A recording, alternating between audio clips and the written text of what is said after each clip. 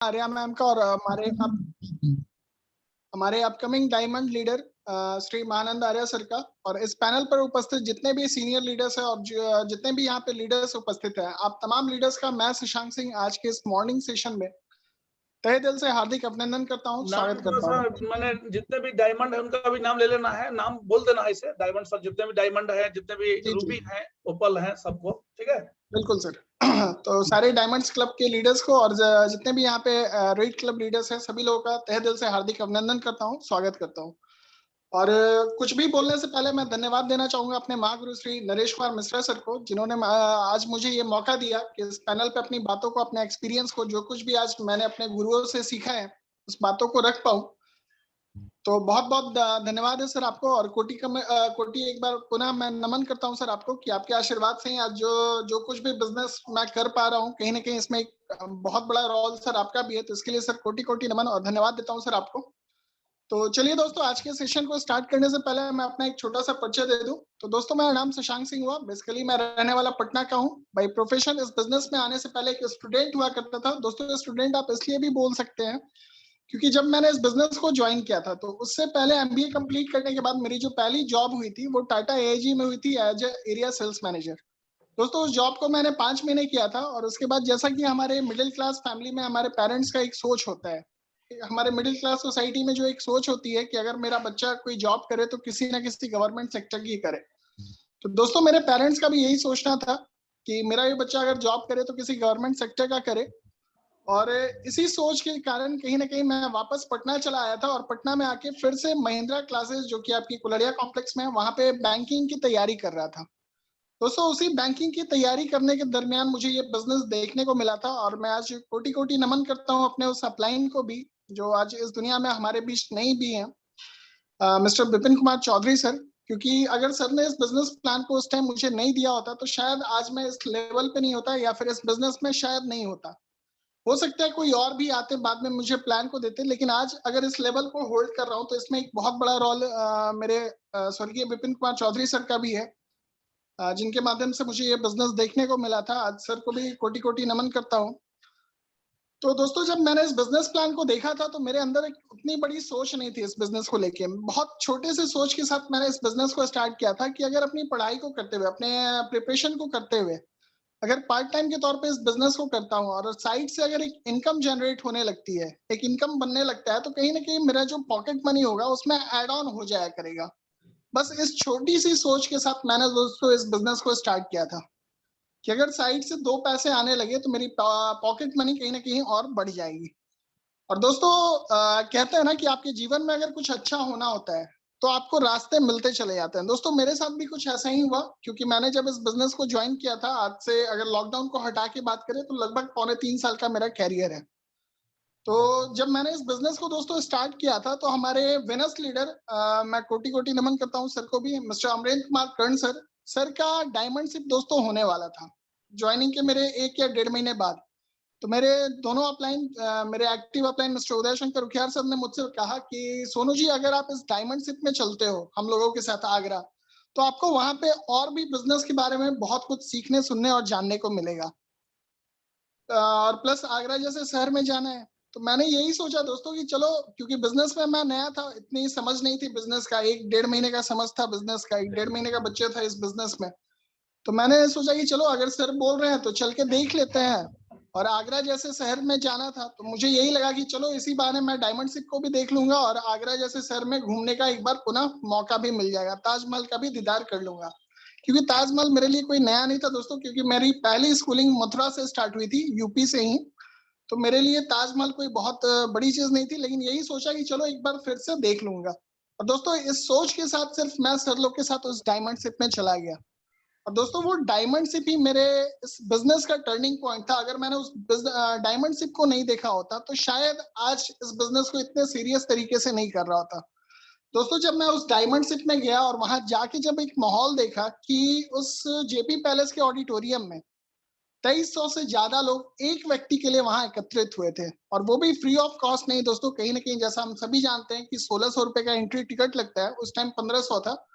तो 1500 का एक एंट्री टिकट लेके लोग वहां पे पहुंचे थे, प्लस उसके अलावा जो आने जाने का एक्सपेंसेस और भी लगा होगा उनको, तो मेरे मेरे लिए ये बहुत बड़ी बात थी कि कोई व्यक्ति के लिए, किसी एक व्यक्ति के लिए इतने सारे लोग अपने पैसे खर्च करके वहां पे पहुंचे हैं।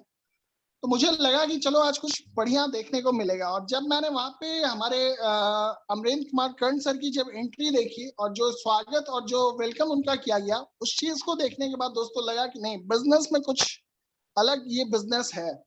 और उसके बाद जब अमरेंद्र कर्ण सर ने अपने आप बीती सुनाई, अपने पास्ट के बारे में बताया कि इस बिजनेस में आने से पहले वो एक सिंपल से मेडिकल रिप्रेजेंटेटिव थे और आज इस बिजनेस में डायमंड बनने के बाद उनकी क्या मनोस्थिति है, जब मैंने उन चीजों को देखा दोस्तों, तब मुझे समझ में आया कि नहीं, ये बिजनेस बहुत बड़ा है। और कहा जाता है ना कि किसी भी काम को अगर आप करते हैं तो वहां पे आपके पास एक स्ट्रॉन्ग रीजन होना चाहिए, एक स्ट्रॉन्ग विजन होना चाहिए कि आप उस काम को करना क्यों चाहते हैं। तो दोस्तों वो डायमंड से भी था जिसने मुझे एक स्ट्रॉन्ग विजन दिया, मेरे वाई को क्लियर किया कि आखिर मुझे इस बिजनेस को करना क्यों है। क्योंकि मुझे, मैं वहां पे देख पा रहा था कि हमारे जो अमरेंद्र कर्ण सर थे वहां के लिए एक सेलिब्रिटी बन चुके थे। आज 2300 लोग अगर आपके वेलकम में खड़े हैं तो जाहिर सी बात है आप एक सेलिब्रिटी हो। मैं किसी की तुलना किसी से नहीं करना चाहता हूं, लेकिन आज की डेट में अगर एडीएम डीएम की भी बात की जाए तो उनके भी वेलकम में 2300 लोग नहीं खड़े होते हैं, वो भी पैसे लगा के। मैं यहाँ पे मेरी बातों को अदरवाइज कोई ना ले, क्योंकि मैं यहाँ पे किसी का तुलना नहीं कर रहा, लेकिन मैंने जो चीज को वहां पे फील किया और मैंने जिस चीज को वहां पे देखा कि कैसे एक नॉर्मल व्यक्ति एक आम जिंदगी से उठ के एक रॉयल जिंदगी में चले, रॉयल लाइफ को लीड करने जा रहे थे। तो ये सारी चीजें कहीं ना कहीं मेरे लिए एक बहुत बड़ी टर्निंग पॉइंट थी। और इस बिजनेस को मैंने संकल्प लिया, वहीं पे अपने अपलाइन के पास मैंने बोला, हमारे great upline mister Uday Shankar उखियाल sir को मैंने बोला कि सर मुझे इस बिजनेस को अब पूरे शिद्दत से करना है। क्योंकि मेरा जो बोलता है ना कि किसी काम को करने के लिए पहले आपके पास एक स्ट्रांग वाई होना चाहिए। तो मुझे दोस्तों वो स्ट्रांग वाई मिल चुका था कि आखिर मुझे इस बिजनेस को करना क्यों है। क्योंकि मैंने देख लिया था दोस्तों कि 4 साल में जो काम यहाँ से किया जा सकता है वो अगले 40 साल में जॉब को करके नहीं किया जा सकता है। यहाँ से उस रॉयल्टी को लिया जा सकता है जिस रॉयल्टी को पूरे लाइफ जॉब करके भी नहीं लिया जा सकता है। और दोस्तों वही चीज था कि मेरा वहां पे वाई क्लियर हुआ। और वाई क्लियर होने के बाद जो दूसरा क्वेश्चन आता है कि हाउ, आखिर इस बिजनेस को करना कैसे है। तो दोस्तों हमारी ये सक्सेस सपोर्ट सिस्टम इतनी महान है, हमारे यहाँ पे मेंटर्स इतने महान है कि आपके हाउ के लिए, इस बिजनेस को करना कैसे, उस चीज के लिए आपके सिस्टम ने आपको सारा ट्रैक दे रखा है, सारा रास्ता बना के दे रखा है, वो उस पथ को दे रखा है जिस पथ को सिर्फ हम लोग फॉलो कर लें तो हमारा ये बिजनेस होगा कैसे, ये चीज क्लियर हो जाएगा। और दूसरा जो हमारे एक्टिव अपलाइन होते हैं वो इस बिजनेस में हमारे सारथी होते हैं। सारथी कहने का मतलब दोस्तों वही वो व्यक्ति ऐसे होते हैं जो आपको इस बिजनेस में आगे कैसे बढ़ना है, किस तरीके से इस बिजनेस को करना है, उस चीजों को बताने के लिए कहीं ना कहीं आपके साथ हमेशा खड़े होते हैं। और दोस्तों अगर अपलाइंस की बात की जाए तो मैंने तो यही देखा कि अगर आप अपने आप को डेडिकेटेड कर देते हो अपने अपलाइन के प्रति, अपने आप को समर्पित कर देते हो अपने एक्टिव अपलाइन के प्रति, तो वो एक्टिव अपलाइन ही आपको इस बिजनेस में सफल बना सकता है। क्योंकि दोस्तों हमारा जो सिस्टम का जो पिरामिड बनाया गया है इस तरीके से तैयार किया गया है कि कभी भी आपका अपलाइन आपके बारे में गलत नहीं सोच सकता है। हमेशा आपका अपलाइन आपके भविष्य के बारे में सोचेगा, हमेशा आपका अपलाइन आपको सिस्टम में आगे बढ़ाने के बारे में सोचेगा। क्योंकि अगर आप इस बिजनेस में डेवलप करते हैं तो आपका अपलाइन तो अपने आप ही डेवलप करता है, क्योंकि यहाँ पिरामिड ही इस तरीके से डिजाइन किया गया है। तो दोस्तों इस बिजनेस में आप समझ सकते हैं कि अगर अपलाइन के बारे में मैं कुछ बोलना चाहूँ तो अपलाइन इस बिजनेस में वही होते हैं जैसे हमारे जीवन में हमारे माता पिता का रोल होता है कि माता पिता हमें, जब हम चलना नहीं जानते, जब हम बोलना नहीं जानते, जब हम पढ़ना नहीं जानते, तो हमारे माता पिता हमको उंगली पकड़ के बोलना चलना सिखाते हैं, पढ़ना सिखाते हैं। इस बिजनेस में भी अगर कोई आपके माता पिता हैं तो वो आपके एक्टिव अपलाइन है जो आपको पूरे बिजनेस में सहारा देते हैं और इस बिजनेस के बारे में क्या करना है नहीं करना है वो बताते हैं। जैसे अगर एक एग्जांपल के तहत मैं बात करूं दोस्तों, तो जैसे आपने सुना होगा कि जो बड़े बड़े नाविक होते हैं, जो बड़े बड़े जहाज को लेके समुद्र में जाते हैं और समुद्र में जाने के बाद जब उस नाविक को उसको डायरेक्शन नहीं पता चल पाता है कि उसे किस दिशा में जाना है और कौन सा दिशा उसके डेस्टिनेशन तक उसको लेके जाएगा, तो उस नाविक के पास दोस्तों एक इंस्ट्रूमेंट होता है, एक औजार होता है जिसे हम कंपास के तौर पे जानते हैं, जो सही डायरेक्शन का निर्धारण करके बताता है उस सेलर को, उस नाविक को कि आपका सही डायरेक्शन कौन सा है, आपको किस दिशा में जाना है। तो दोस्तों इस बिजनेस में भी हमारे अपलाइन जो होते हैं उसी कंपास के माफिक होते हैं, जो हमको एक सही रास्ता, सही दिशा दिखाते हैं। तो हमको करना क्या है, तो बस अपने आप को समर्पित कर देना है दोस्तों इस बिजनेस के प्रति और अपने अपलाइन के प्रति। और दोस्तों ये समर्पण ही हमको उस डेस्टिनेशन तक पहुंचा सकती है, जिस डेस्टिनेशन, जिस चीज के लिए आज कहीं ना कहीं हम लोग इस सिस्टम में, इस बिजनेस में बने हुए हैं। तो चलिए दोस्तों, ये मेरा एक छोटा सा परिचय था। मैंने अपने जर्नी के बारे में बताया कि अभी तक इस 3.25 साल की कैरियर में कैसे मैंने बिजनेस की शुरुआत की और किस तरीके से आगे बढ़ने की कोशिश की अपने अपलाइन को फॉलो करके, उनके सही डुप्लीकेशन को करके। तो दोस्तों आज का जो हमारा टॉपिक है, जो इस टॉपिक पे आज बोलने के लिए कहीं ना कहीं हमारे महागुरु जी ने हमें बोला था, वो है पेशेंस, धैर्य। दोस्तों जैसा कि हम सभी जानते हैं कि दुनिया का कोई भी काम करने में एक समय निर्धारित होती है, एक समय लगता है। जैसे फॉर एन एग्जाम्पल दोस्तों अगर बात की जाए, तो अगर कोई महिला है, उन्हें अगर मातृ सुख की प्राप्ति करनी है, तो दोस्तों कहीं ना कहीं उन्हें 9 महीने का पेशेंस रखना पड़ता है। 9 महीने पेशेंस रखने के बाद ही कहीं ना कहीं वो उस मातृ सुख की प्राप्ति को कर पाती है और वो माँ बन पाती हैं। वैसे ही दोस्तों अगर किसी किसान की बात की जाए, तो ऐसा नहीं है दोस्तों, किसान जब अपने खेतों में बीज डालता है, तो वो बीज डालते के साथ 2 से 3 महीने में उग के फसल के तौर पे तैयार हो जाते हैं। दोस्तों उस बीज को भी समय लगता है, 5 से 6 महीना, 7 महीना, 8 महीना, जो भी उसका टाइम ड्यूरेशन होता है, ताकि वो बीज फसल के तौर पे या फल के तौर पे तैयार हो। दोस्तों हमें समझना पड़ेगा कि हम जिस अद्भुत बिजनेस को कर रहे हैं, इस बिजनेस का जब प्लान हमको दिया गया था, तो दोस्तों उस प्लान के दरमियान भी हमको बताया गया था कि इस बिजनेस में अगर आपको सफल होना है, तो 3 से 4 साल का पेशेंस रखना होता है। लेकिन दोस्तों हमारे मेंटर, हमारे जो अपलाइन है, वो कहते हैं कि दोस्तों आपको 4 साल का भी पेशेंस नहीं रखना है। अगर स्टार्टिंग में आप 1 से 2 साल का अगर पेशेंस रख लेते हैं और इस बिजनेस में स्मार्ट वर्क अगर कर लेते हैं, तो फिर आपका आने वाला जो अगला तीसरा और चौथा साल होता है, वो आपको पेशेंस नहीं, सिर्फ और सिर्फ अपने टीम को मोटिवेटेड रखने का होता है। और इस बिजनेस में से दोस्तों जो सबसे बड़ी बात है कि यहाँ पे आपको कुछ भी अलग से नहीं करना है। यहाँ पे सिर्फ उसी चीज को फॉलो करना है जो आपके सक्सेसफुल अपलायंस ने किया है। इस सिस्टम, जैसा कि मैंने कहा कि हमको सिस्टम सारी चीजें दे रखी है, तो आज वही अप्रूव्ड सिस्टम है दोस्तों, जो 22 साल से मार्केट में है और 2400 से ज्यादा लोगों को इस बिजनेस से डायमंड बना चुकी है। तो इन 2400 लोगों ने क्या किया? इन 2400 लोगों जो आज यहाँ पे डायमंड्स है हमारे, चाहे हमारे नरेश कुमार मिश्रा सर हो, अविनाश सर हो, या फिर हमारे और भी जितने टॉप लीडर्स हैं, तो इन्होंने क्या किया दोस्तों? इन्होंने अपने आप को पेशेंसफुली इस बिजनेस में बनाए रखा और सिस्टम की बातों को और अपने अपलाइन की बातों को फॉलो करते चले गए और एक राइट डुप्लीकेशन को इन्होंने डेवलप किया अपने अंदर, जिसके कारण आज कहीं ना कहीं सर लोग सफल है। तो क्या लगता है दोस्तों, अगर सर लोग यहाँ पे सफल हो सकते हैं, तो हम में और आप में क्या कमी है? हम और आप क्यों नहीं सफल हो सकते? लेकिन करना क्या होगा दोस्तों? तो वही जो कहीं ना कहीं हमारे मेंटर्स, हमारे गुरुओं ने, हमारे पूर्वजों ने इस बिजनेस में किया है। तो दोस्तों यहाँ पे जो पेशेंस की बात हो रही थी, तो पेशेंस के लिए मैं यही बोलूंगा दोस्तों कि हम सेफ शॉप की क्या, किसी भी ट्रेडिशनल बिजनेस की भी अगर बात करें, तो बड़े बड़े बिजनेस टाइकॉन्स बोलते हैं दोस्तों कि अगर आपको किसी भी बिजनेस में अगर सफल होना है, तो आपको लगातार 1000 दिन तक उस बिजनेस को करना होता है।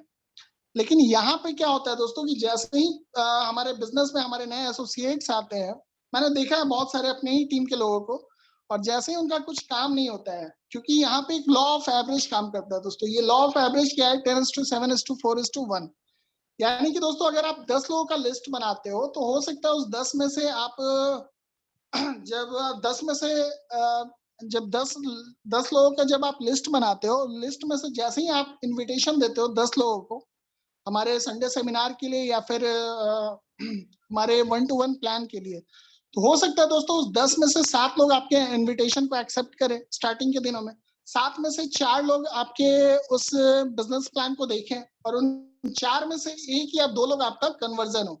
ये लॉ ऑफ एवरेज है जो स्टार्टिंग के दिनों में इस बिजनेस में काम करता है। यानी कि दोस्तों आपने 10 का लिस्ट बनाया था, उसमें से ज्वाइनिंग कितनी निकली? 1 या 2। लेकिन क्या लगता है दोस्तों, ये लॉ ऑफ एवरेज फिर चेंज नहीं होता है। ये लॉ ऑफ एवरेज आपका चेंज होता है, लेकिन उसके लिए करना क्या होता है? तो उसके लिए इस सिस्टम की चीजों को, अपने स्किल्स को, अपने नॉलेज को, अपने आप को थोड़ा सा डेवलप करना पड़ता है। और ये डेवलपमेंट आपके अंदर आएगी कैसे? जब आप ट्रेनिंग्स में जाएंगे, सेमिनार्स में जाएंगे, जो भी हमारे वेबिनार्स होते हैं, उन वेबिनार्स को अटेंड करेंगे, यानी कि दोस्तों आप इस बिजनेस के टेक्निक्स को सीखेंगे, इस बिजनेस के नॉलेज को जैसे जैसे गेन करते चले जाएंगे, अपने अंदर डालते चले जाएंगे, ये आपका लॉ ऑफ एवरेज चेंज होता है। और ये लॉ ऑफ एवरेज ही है जो स्टार्टिंग के दिनों में हमारे नए नए एसोसिएट्स को तोड़ता है। जैसे ही लोग, कुछ लोगों को प्लान कराते हैं और जैसे ही उनका रिजल्ट नहीं होता है तो कहीं ना कहीं लोग डिमोटिवेट होने लगते हैं। तो यहाँ पे दोस्तों हमको करना क्या है, तो अपनी टीम को एकत्रित रखने के लिए उनको मोटिवेट करते रहना है, चार्ज करते रहना है। और उसका सबसे आसान एक तरीका है, वो है आपका फ्राइडे का ट्रेनिंग। अगर आप फ्राइडे की ट्रेनिंग में अपने लीडर्स को बैठाते हैं, फ्राइडे की ट्रेनिंग को लगातार दिलवाते हैं, तो दोस्तों आपके कोई भी लीडर डिमोटिवेट नहीं होंगे। रिजल्ट हो ना हो उससे उनको कोई फर्क नहीं पड़ेगा, क्योंकि उस फ्राइडे की ट्रेनिंग में उनको सारी चीजें बताई जाती है, इस बिजनेस को किस तरीके से करना है और इस बिजनेस में क्या क्या चीजें हैं जो आपको इस बिजनेस का डू और डोंट्स है।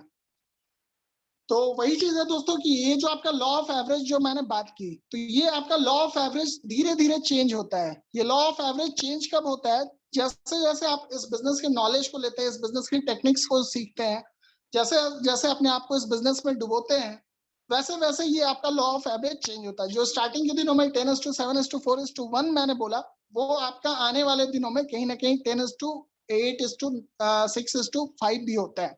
कहने का मतलब अगर आपने 10 की लिस्ट बनाई है तो 10 में से आपकी 5 ज्वाइनिंग भी निकलती है।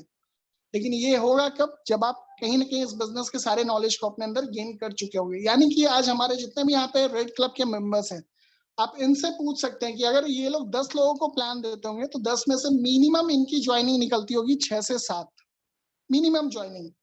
लेकिन वही अगर आप इस बिजनेस में स्टार्टिंग में रहते हैं, नए रहते हैं, एक नए एसोसिएट रहते हैं, सिल्वर होते हैं, तो हो सकता है दोस्तों आप 10 लोग को प्लान दे, 10 में से एक या दो ही रिजल्ट हो, या फिर हो सकता है 3-4 भी हो। क्योंकि दोस्तों यहाँ पे हमारा जो ये बिजनेस है ना, ये संभावनाओं पे आधारित है। यहाँ पे एक परफेक्ट रिजल्ट आपके अंदर तभी आएगा जब आप बिजनेस के नॉलेज को अपने अंदर गेन कर चुके होंगे। तो ये कहीं ना कहीं हमारा लॉ ऑफ एवरेज था और यही हमारे पेशेंस की परीक्षा को लेता है। दोस्तों दूसरी बात जो है, तो दुनिया में दोस्तों हमें समझना पड़ेगा कि हर जगह एक सिद्धांत काम करता है। और वो सिद्धांत क्या है दोस्तों, 80-20 का सिद्धांत। ये 80-20 का सिद्धांत क्या बोलता है दोस्तों, तो अगर आपके पास 1 लीटर दूध है, अगर एग्जाम्पल के तहत ले, तो अगर आपके पास 1 लीटर दूध है और उसमें से आपको अगर खोआ निकालना है, तो आप इस बात की गारंटी है दोस्तों कि उसमें 200 ग्राम से ज्यादा खोआ नहीं निकाल सकते हैं। वैसे ही दोस्तों अगर कोई सुपर फास्ट ट्रेन है, जो कि लंबी दूरी की ट्रेन है, जो एक्सप्रेस ट्रेन है, तो उसमें अगर 25 बॉगी है दोस्तों, तो उस 25 में से 5 बॉगी एसी के जरूर होंगे। ये दोस्तों पेरेटो का सिद्धांत बताता है। दोस्तों इस बिजनेस प्लान का हम दोस्तों हमारा बिजनेस प्लान चाहे कितना भी अच्छा क्यों ना हो, लेकिन अगर हम 100 लोगों को इस बिजनेस प्लान को देते हैं तो 100 में से 80 लोग को ये प्लान समझ में नहीं आएगा। क्योंकि दोस्तों दुनिया में कहा गया है 100 में से 80% लोग आम और 20% लोग ही अमीर जिंदगी जीना जानते हैं, चाहते हैं। तो दोस्तों हमारे बिजनेस प्लान कितना भी अच्छा क्यों ना हो, लेकिन हम जैसे ही 100 लोगों को अगर टच करते हैं तो 100 में से 20 लोग ही आने का संकल्प या फिर इस बिजनेस को ज्वाइन करने का सोच पाते हैं। इसमें दोस्तों उनकी उनकी वो नहीं है, ये क्या सोसाइटी का एक नियम है कि लोग उतना बड़ा सोच नहीं पाते हैं। लेकिन इससे दोस्तों हमको अपना दिल को छोटा नहीं करना है, क्योंकि इस बिजनेस में एक चीज और बोला गया है कि यहाँ पे SW5 रूल्स काम करते हैं। ये SW5 रूल्स क्या है दोस्तों, some will come, some will not come, so what, someone is waiting so start working. कुछ लोग आपके साथ आएंगे, कुछ नहीं आएंगे, क्या फर्क पड़ता है। कुछ लोग आपके इंतजार में दोस्तों, इसलिए आपको करना क्या है, तो आपको अपने काम को लगातार करते रहने की जरूरत है। आपको पेशेंसफुली अपने बिजनेस प्लान को ज्यादा से ज्यादा फील्ड में देने की जरूरत है। आप जितने ज्यादा बिजनेस प्लान देंगे, कहीं ना कहीं कन्वर्जन उतना ही ज्यादा आपके साथ होगा।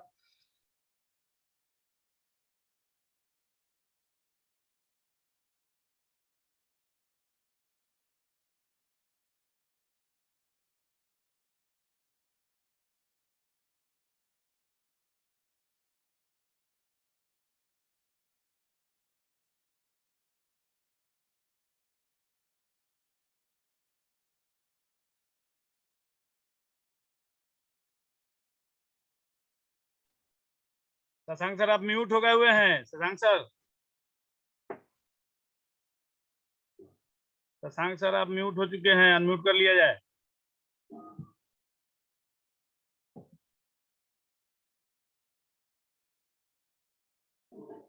शशांक सर।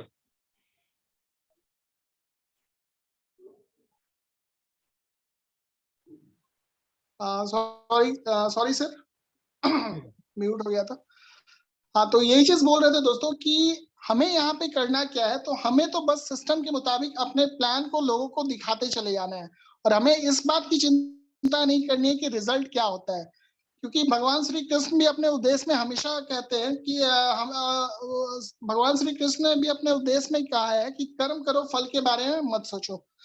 दोस्तों हमको करना क्या है, तो लगातार अपने बिजनेस प्लान को लगातार लोगों के बीच में रखना है। रिजल्ट क्या होता है दोस्तों, उससे हमको कोई फर्क नहीं पड़ना चाहिए स्टार्टिंग के दिनों में, क्योंकि स्टार्टिंग के दिनों में आप यहाँ पे नए होते हैं, बहुत सारी चीजें ऐसी होती हैं जो आप कहीं ना कहीं मिस्टेक करते हैं, लेकिन जैसे जैसे आप बिजनेस प्लान को सीखते चले जाते हैं, जैसे जैसे बिजनेस में आप पुराने होते चले जाते हैं, आपके अंदर वो क्वालिटी आने लगती है, जबकि जब आप किसी को प्लान देंगे तो आपका रिजल्ट वहां पे 100% होगा। लेकिन इन चीजों के लिए करना क्या होगा, तो कहीं ना कहीं अपने स्किल को डेवलप करना पड़ेगा, क्योंकि दोस्तों इस बिजनेस में कहा गया है कि ये बिजनेस कहीं ना कहीं 100% एक्साइटमेंट का है, और ये 100% एक्साइटमेंट आपके अंदर कब आएगी, जब आप बिजनेस के बारे में आपको नॉलेज होगा, बिजनेस के फैक्ट्स को आप जानेंगे, बिजनेस में डू और डोंट्स क्या है उस चीज को जानेंगे। और हमेशा दोस्तों हमको ध्यान रखना होगा कि हमारे अंदर एक्साइटमेंट तभी आएगा जब हमारे अंदर एक नॉलेज होगा, और उस नॉलेज से कहीं ना कहीं हमारा कॉन्फिडेंस जगेगा, और उस कॉन्फिडेंस के साथ जब हम फील्ड में जाएंगे, जब लोगों के बीच अपने बिजनेस प्लान को रखेंगे, तो कहीं ना कहीं दोस्तों रिजल्ट हमारा होगा, और 110% दोस्तों रिजल्ट होता है। तो दोस्तों करना क्या है कि अगर कोई व्यक्ति आपको इस बिजनेस में स्टार्टिंग के दिनों में ना कहता है, तो उससे आपको घबराना नहीं है, क्योंकि दोस्तों इस बिजनेस में कहा गया है कि नो का मतलब होता है नेक्स्ट अपॉर्चुनिटी। यानी कि दोस्तों वो व्यक्ति अगर आपके साथ बिजनेस को सुनने के बाद, समझने के बाद अगर सिस्टम में आता है तो ठीक है, नहीं आता है तो आप अगले व्यक्ति को प्लान दें, क्योंकि इस बिजनेस में यही चीज कहा गया है कि जो लोग जितना ज्यादा से ज्यादा नंबर ऑफ प्लान्स को करेंगे, जितना ज्यादा से ज्यादा लोगों को अपने प्लान को शो करेंगे, उतना बड़ा उनका रिजल्ट होता है। और इस बिजनेस में दोस्तों आपका जो लिस्ट होता है वो बहुत बड़ा रोल प्ले करता है, आपके सफलता के पीछे आपका लिस्ट एक बहुत बड़ा माध्यम होता है, जिसके कारण आप सफल होते हैं। क्योंकि हमारे मेंटर्स कहते हैं कि इस बिजनेस में जिसका जितना बड़ा लिस्ट होगा उसका उतना बड़ा रिजल्ट होगा। तो कोशिश करें दोस्तों कि जैसे ही आपके टीम में कोई व्यक्ति अगर ज्वाइन करता है, तो सबसे पहले आप उसका FIM कराएं, FIM कराने के बाद उनकी एक लिस्ट बनवाएं, और लिस्ट बनवाने के बाद उनके प्लान्स पे लगातार प्लान करते चले जाएं। तो दोस्तों यहाँ पे आप जितना ज्यादा नंबर ऑफ प्लान्स करेंगे, कहीं ना कहीं आपका रिजल्ट उतना बड़ा होता है।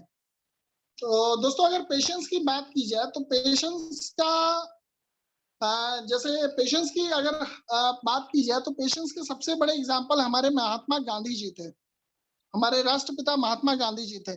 क्योंकि गांधी जी ने जब अपना जंग चालू किया था अंग्रेजों के विरुद्ध 1947 में, दोस्तों इस पीरियड में गांधी जी को लगभग 50 साल हो गए थे, और आप सोच सकते हैं कि कितना ज्यादा उनके अंदर पेशेंस था। 50 साल तक उन्होंने एक ही लड़ाई को लड़ते रहे।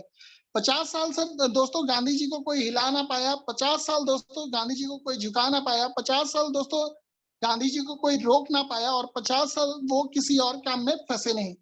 दोस्तों 50 साल वो किसी का नहीं सुने। दोस्तों क्या पेशेंस थी हमारे राष्ट्रपिता महात्मा गांधी जी में, कि 50 साल तक उन्होंने सिर्फ एक लड़ाई को लड़ा, क्योंकि उनका पेशेंस उनके पास था। तो दोस्तों अगर वो 50 साल तक पेशेंस रख के अपने देश को आजाद करा सकते हैं, तो दोस्तों क्यों हम अपने आप को फाइनेंशियल फ्रीडम के लिए 4 से 5 साल तक नहीं लड़ सकते हैं? अगर 4 से 5 साल अगर हम पेशेंस के साथ इस बिजनेस को लगातार करते रह जाते हैं, अपने अंदर उस पेशेंस को रख लेते हैं, तो दोस्तों इस बिजनेस में हम और आप सब लोग इस बिजनेस से सफल हो सकते हैं। तो दोस्तों यही सारी चीजें थी जो मैं आज कहीं ना कहीं बोलना चाह रहा था। आज सर ने मुझे जो मौका दिया था, तो मैं अपनी बातों को यहीं पे विराम देता हूँ और सर को माइक हैंड ओवर करता हूँ। Over to you Naresh.